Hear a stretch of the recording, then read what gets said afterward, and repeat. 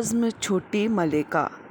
ایک وقت کا قصہ ہے، ایک عظیم سلطنت جو کہلاتی تھی کیسپیا، وہی شاہی خاندان پر چھا گیا اندھیرا، کیونکہ بادشاہ اور ملکہ کا انتقال ہو گیا تھا اور وہ پیچھے چھوڑ گئے اپنی اکلوتی بیٹی 10 سالہ کی صوفیہ، جو اس تخت کی اکلوتی وارث تھی۔ کیسپیا کی سلطنت بہت ہی مایوسی، غمی اور نا امیدی کے دور سے گزر رہی تھی کہ اس کا مستقبل کیا ہوگا۔ کم ظرف زران وزیر اعظم اس سے واقف تھا۔ ہم چھوٹی بچی کی تاج پوشی کریں گے، اور جب سلطنت کی رعایا یہ دیکھے گی کہ وہ کتنی بے بس حکمران ہے، تو میں ان کو یہ یقین دلا دوں گا کہ کیسپیا کی بھلائی کے لیے میں اس کو اپنے تابع میں رکھوں گا۔ تو پوری چاند کی رات صوفیہ کی تاج پوشی کی گئی، کیسپیا کی ملکہ بنا کر ڈھول نگارے بجائے گئے۔ جب چھوٹی ملکیہ تخت نشین ہوئیں، وہ سہمی ہوئی تھیں اور بہت پسماندہ تھیں، اور ساتھ ہی ساتھ اس کے والدین کی بھی حال ہی میں موت کا زخم بھی ہرا تھا، جس نے اسے بہت مایوس کر دیا تھا۔ میری ملکہ، میں آپ کو سجدہ کرتا ہوں اور میں آپ سے اپنی وفاداری اور عہد کا وعدہ کرتا ہوں تاعمر آخری سانس تک۔ کیا اب میں اپنے آرام گاہ میں جا سکتی ہوں اگر یہ مفید ہے تو؟ یقیناً ملکہ عالیہ۔ دائی، مہربانی کر کے ملکہ عالیہ کو ان کے آرام گاہ میں لے جاؤ، اور خیال رکھنا انہیں کسی چیز کی کمی نہ ہو۔ زران کا منصوبہ اچھی طرح کامیاب ہو رہا تھا، جیسا کہ اس نے امید کی تھی۔ صوفیہ ایک چھوٹی بچی تھی، وہ سلطنت کے کاموں سے دور رہی۔ وہ اپنا زیادہ وقت اپنی دائی کے ساتھ گزارتی، کیونکہ اس کے ساتھ اسے سکون ملتا۔ لگان 3 گنا کر دو، انہیں تاکید کر دو، یہ ملکہ عالیہ کا حکم ہے۔ اگر کوئی ان کے حکم کی نافرمانی کرتا ہے تو اسے سزائے موت دی جائے گی۔ اور ایسا ہی کیا گیا۔ ایک طرح کی شیطانی حکومت کیسپیا پر نازل ہو گئی۔ لوگوں کو ستایا جاتا اور انہیں سزائیں دی جاتیں چھوٹے چھوٹے جرم کے لیے، اور بولنے کی آزادی تو جیسے کل کی بات ہوگی۔ یہ سب ملکہ کے نام پر کیا جاتا، پر ملکہ ان سب سے نا علم تھی۔ ایک دن وہ اپنی بلی کے بچے کا پیچھا کرتے ہوئے دربار میں پہنچ گئی، جہاں اس نے ایک شخص کو زنجیروں میں جکڑے ہوئے دیکھا۔ اوہ، یہ کیا ہو رہا ہے ملکہ عالیہ؟ یہ اتنا اہم نہیں کہ آپ کے ذہن کے لیے تکلیف دہ ہو۔ اس شخص نے کفر بکائے۔ ان کے لیے ہم اس سے نبٹ رہے ہیں۔ اس سے نبٹ رہے ہیں؟ ہاں ملکہ عالیہ، اسے پھانسی دی جائے گی۔ اوہ اچھا، آپ کا نام کیا ہے جناب؟ فلپ۔ اچھا فلپ، میں نے ایسا کیا کیا ہے جو تم میرے بارے میں برائی کر رہے تھے؟ کیا آپ دیکھ نہیں سکتی ہم آپ کی حکومت سے خوش نہیں ہیں؟ میری بیوی اور بچے بھوکے ہیں کیونکہ میں انہیں کھانا مہیا نہیں کر سکتا، کیونکہ میں جتنا بھی کماؤں وہ سب کچھ لگان میں چلا جاتا ہے۔ بہت ہو گیا، میں تمہارا سر قلم کر دوں گا۔ زران، چپ کرو، تم آزاد ہو فلپ۔ زران، اس کا دھیان رکھو کہ اسے اپنے گھرانے کے لیے پورا رسد ملے، سنا تم نے؟ پر میں چاہتی ہوں ایسا ہی ہو۔ ملکہ۔ اور حیران فلپ آزاد کر دیا گیا۔ زران نے اسے دربار سے جاتے ہوئے دیکھا تو سوچ میں پڑ گیا۔ یہ کن لگان کی بات کر رہا تھا؟ کچھ نہیں ملکہ عالیہ، لگان تو عام ہوتا ہے جو ہر شہری کو دینا ہوتا ہے۔ صوفیہ نے سر ہلایا اور اٹھ کر چلی گئی۔ اوہ، بال بال بچ گئے، فوراً کچھ کرنا چاہیے۔ اس شام وہ گھوڑے پر سلطنت سے رخصت ہو گیا، بنا کسی کو اطلاع کیے۔ اسی دوران صوفیہ کو اس کا چہرہ غمزدہ ہی آ رہا تھا۔ وہ بہت غمگین تھی۔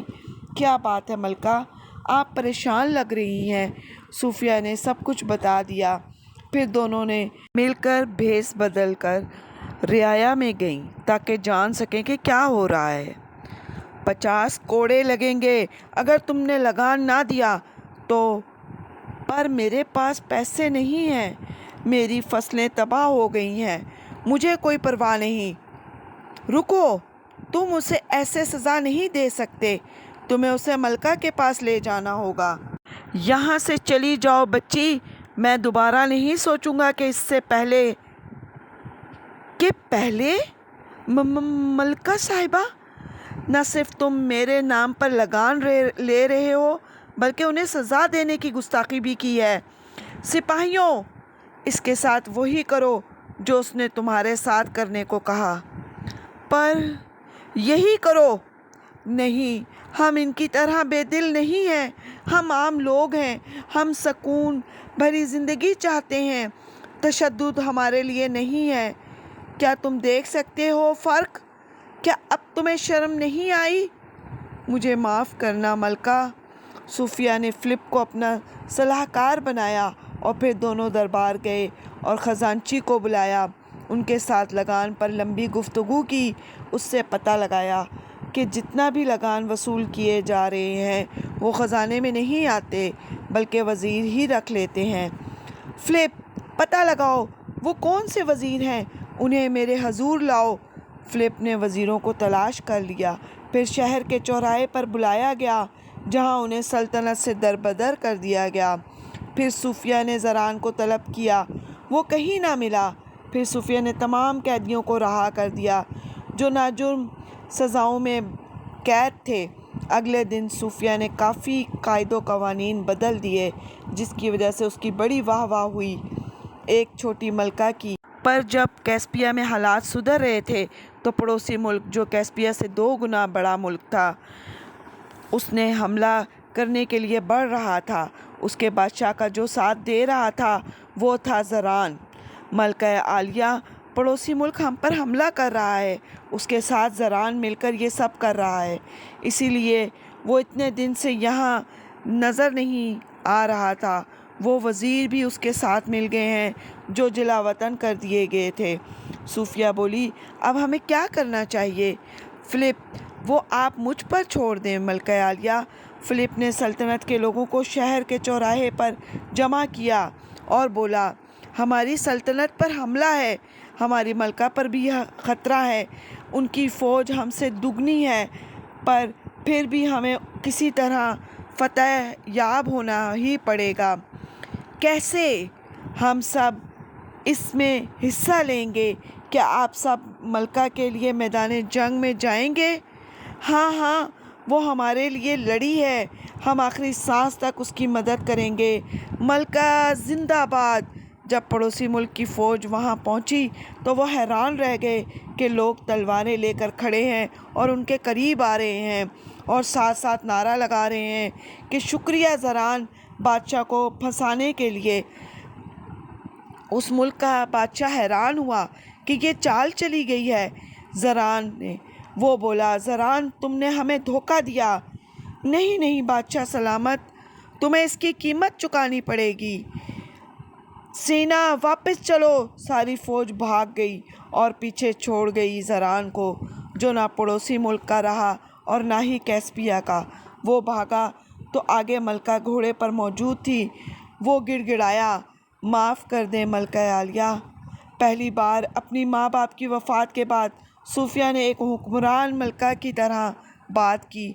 ہر ایک کو معافی کا حق نہیں ہوتا زران، اس کو اپنے کرنے کی سزا ملتی ہے۔ گرفتار کر لو پہرے داروں، اسے ڈال دو تہہ خانے میں۔